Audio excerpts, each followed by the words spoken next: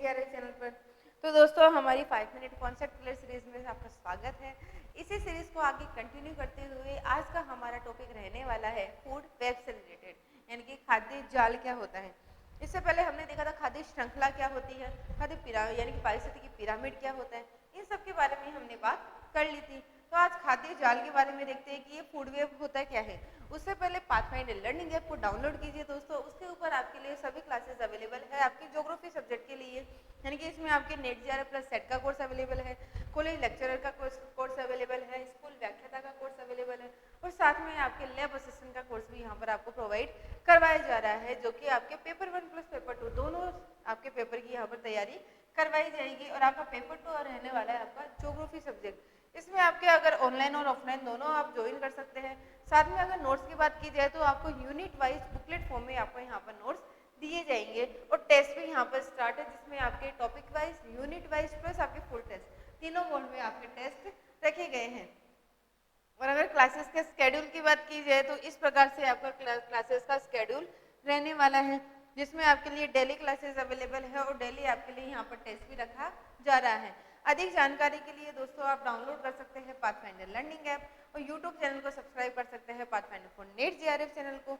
और अधिक और जानकारी चाहिए तो हमारे कॉन्टैक्ट नंबर से आप हमसे कॉन्टैक्ट भी कर सकते हैं। तो चलिए दोस्तों अब देखते हैं हमारी फूड वेब होता क्या है। जैसा कि हमने खाद्य श्रृंखला के बारे में देखा था, यानी कि फूड चेन क्या होती है। एक पोषण स्तर से दूसरे पोषण स्तर के रूप में ये क्रमिक तौर पर चलता रहता है, यानी कि सबसे पहले उत्पादक होंगे, उत्पादकों को उपभोक्ता खाएंगे, उपभोक्ता को द्वितीयक उपभोक्ता खाएंगे और द्वितीयक उपभोक्ताओं को तृतीयक उपभोक्ता खाएंगे। अब फूड वेब भी इसी प्रकार से होगा दोस्तों कि उत्पादकों को उपभोक्ता खाएंगे, ये तो साइकिल हमेशा चलता रहता है। लेकिन आपको जो खाद्य श्रृंखला होती है यानी कि फूड चेन होती है वो आपकी हमेशा सीक्वेंस में चलती है।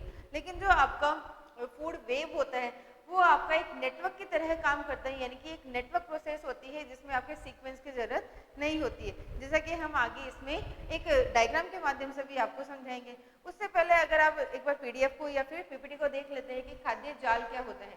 तो खाद्य श्रृंखला पारिस्थितिकी तंत्र में होने वाले खाद्य अथवा ऊर्जा प्रवाह का केवल एक ही पहलू प्रस्तुत करती है।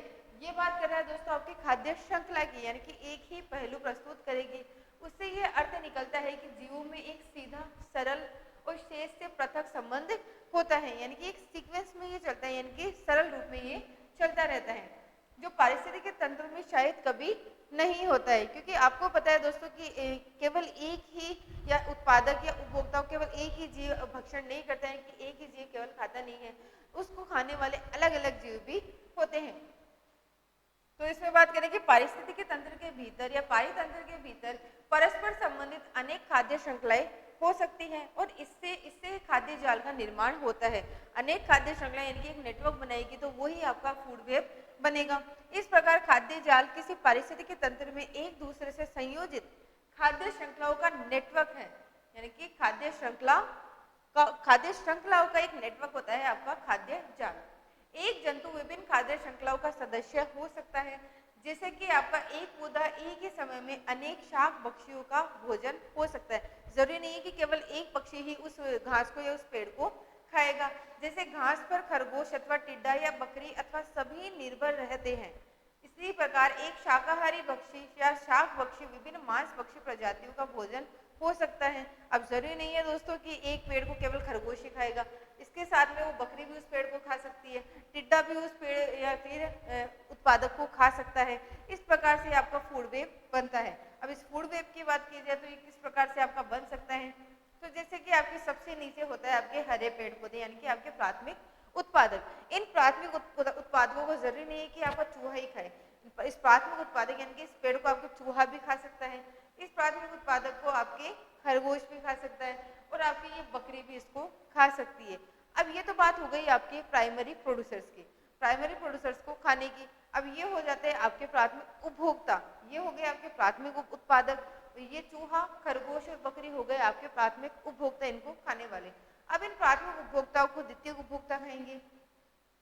तो जरूरी नहीं है दोस्तों कि चूहे को केवल आपके जंगली बिल्ली खाए, चूहे को केवल सांप ही खाए, चूहे को आपके उल्लू भी खा सकता है, बिल्ली भी खा सकती है और सांप भी खा सकता है।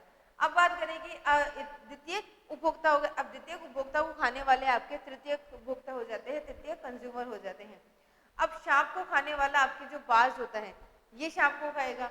इसके बाद में अगर बिल्ली उसकी सॉरी इसको खरगोश की बात की जाए तो खरगोश को आपके सियार भी खा सकता है। ये आ जाता है आपके तृतीयक उपभोक्ता में। अब लास्ट में बात करें कि आपके चतुर्थक यानी कि सर्वाहारी में आपके शेर को शामिल किया जाता है सर्वाहारी उपभोक्ता में। अब जरूरी नहीं है कि शेर केवल आपके शियार को ही खाएगा। शेर आपके जंगली बिल्ली को भी खा सकता है, शेर आपके शियार को भी खा सकता है, शेर आपकी बकरी को भी खा सकता है। इस प्रकार से दोस्तों ये एक श्रृंखला बनती जाती है, एक खाद्य श्रृंखला यानी कि एक चेन का ही पूरा एक नेटवर्क होता है जिसमें आपके जरूरी कि उत्पादक उपभोक्ता को एक ही जीव खाए, वो अन्य जीव भी इनका भक्षण कर सकते हैं, उनको खा सकते हैं। तो खाद्य श्रृंखला एक सीक्वेंस में होती है और फूड वेब आपका सबका एक जाल होता है। इस प्रकार से इन दोनों शब्दों को आप डिफाइन कर सकते हैं। तो आई होप दोस्तों आपको ये कॉन्सेप्ट या फिर ये टॉपिक समझ आया होगा।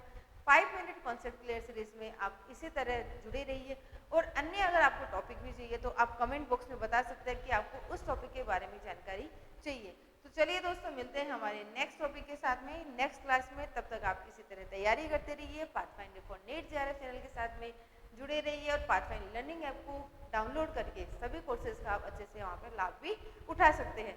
थैंक यू दोस्तों।